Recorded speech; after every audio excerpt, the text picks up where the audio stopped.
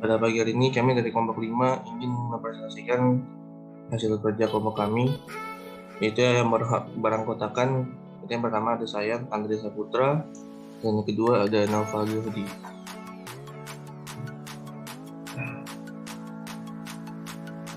Topik kita pada pagi hari ini adalah manajemen kualitas jasa.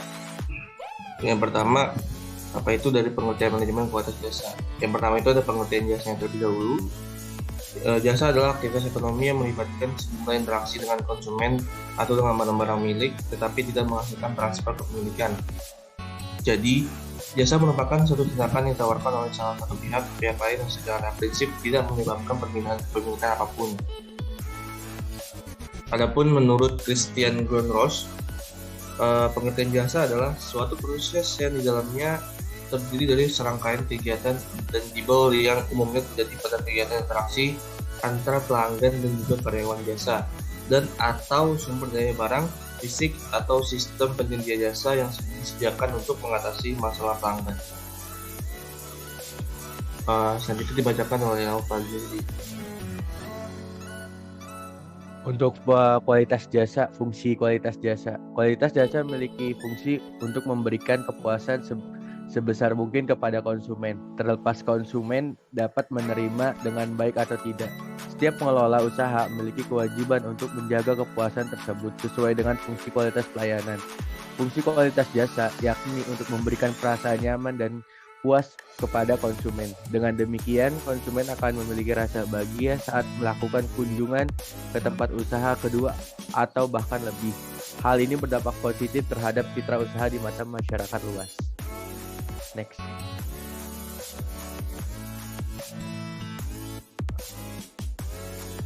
Dimensi kualitas jasa. Kualitas merupakan tingkat kesesuaian dengan persyaratan, dalam hal ini persyaratan pelanggan. Total quality service merupakan konsep tentang bagaimana menanamkan kualitas pelayanan pada setiap fase penyelenggara jasa yang melibatkan semua personel yang ada dalam organisasi.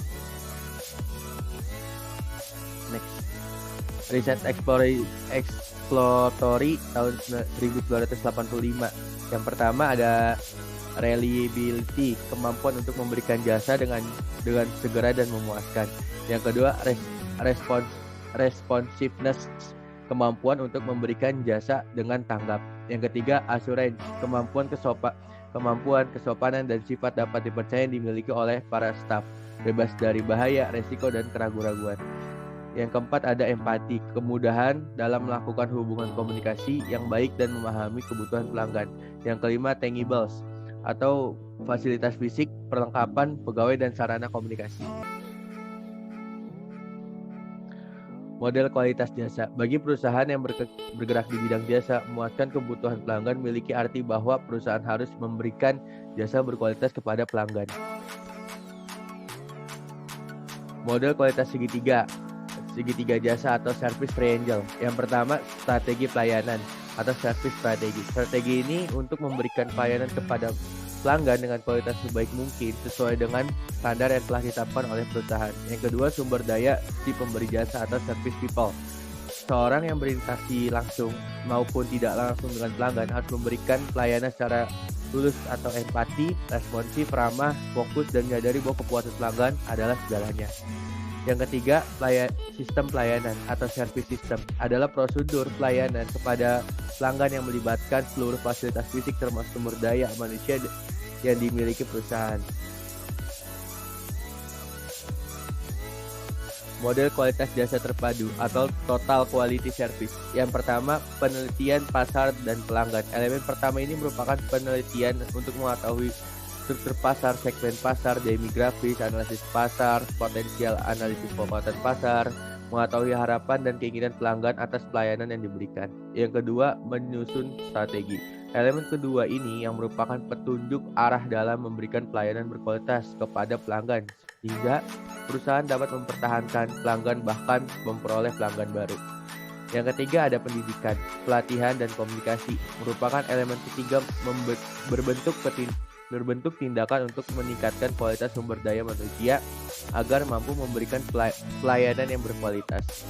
Yang keempat, proses perbaikan adalah desain ulang yang berkelanjutan menyempurnakan proses pelayanan. Konsep PDCA dapat diterapkan dalam perbaikan proses pelayanan berkelanjutan ini. Model konseptual kualitas jasa atau conceptual model of service quality. Model konseptual kualitas jasa atau dalam bahasa kerennya conceptual model of service quality merupakan model ciptaan kualitas yang dimulai dari mengenal kesenjangan atau GAP. Pelayanan yang terjadi sampai dengan mencari jalan keluar untuk mengurangi atau menghilangkan kesenjangan tersebut. Faktor-faktor dalam meningkatkan kualitas jasa. Yang pertama, mengidentifikasi determinan atau faktor yang menentukan utama kualitas jasa. Yang kedua, mengelola harapan pelanggan. Yang ketiga, mengelola bukti jasa yang bertujuan untuk memperkuat persepsi tanggapan pelanggan selama dan sesudah jasa diberikan. Yang keempat, mendidik konsumen tentang jasa. Membantu pelanggan dalam memahami suatu jasa. Membantu pelanggan dalam memahami suatu jasa merupakan upaya yang sangat positif dalam rangka penyampaian kualitas jasa. Yang kelima, ada pengembangan budaya kualitas. Faktor mempelancar dan memperhambat jasa berkualitas. Deskripsi. Yang pertama, manusia. Deskripsi kerja, seleksi, pelatihan, imbalan atau gaji, jalur karir. Yang kedua, organisasi atau struktur. Ya, integritas, koordinasi, fungsi-fungsi dan struktur pelaporan. Yang ketiga, ada pengukuran, evaluasi kinerja, pemantauan keluhan dan kepuasan pelanggan. Yang keempat, pendukung sistem, faktor teknis, komputer dan database. Yang kelima, pelayanan, nilai tambah, rentan dan kualitas standar kerja, kepuasan, kebutuhan dan harapan. Yang keenam, program, pengelolaan keluhan, alat penjualan, promosi atau alat-alat manajemen.